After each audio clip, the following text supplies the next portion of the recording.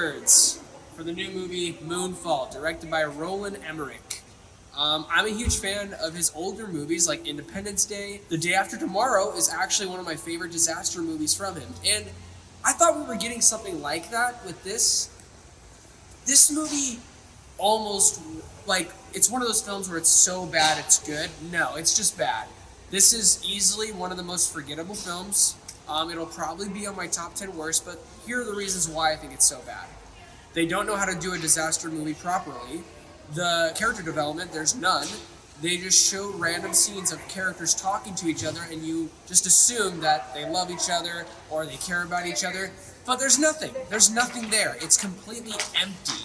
And I can just go on about that, but moving on. The CGI, some of it's really good. You get your standard disaster, like, action set pieces, and literally, for about the second half of the film, it looks like miniatures.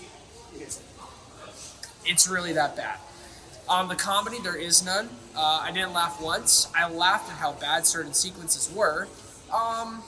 What else? Before I get to the positives, because there's a lot of negatives. The acting's pretty horrendous in certain sequences. I love the guy from Game of Thrones. I forget his name, but he was really, really good. Patrick Wilson's really good. Halle Berry was terrible. There's one scene where she says so over dramatically, "Kill it, kill it." Halle Berry, I love you, but you were channeling your Catwoman days. What else? I think that's really it for the negatives. Really bad pacing. It should have been an hour and 30 minutes, hour and 40 minutes tops. Yeah. God, that movie was really bad. Currently leaving the theaters. And I had just one more thing that I wanted to mention about this amazing film. And I completely forgot to say it. This movie has some of the best logic that I've ever seen. Just kidding. There is no logic. Like, I love Fast and Furious, and I understand that the logic in episode 9, or, the saga, Fast 9, the saga, I understand there's no logic. But I've come to accept that. And yes, Roland Emmerich films are not known for their intelligence. Actually, they're known for their lack of intelligence, but this goes overboard. Like, let me give you a scene. This might be considered a spoiler, but whatever. Basically, Patrick Wilson's son is trapped under a tree, and the moon is essentially pulling the Earth's gravity towards the moon.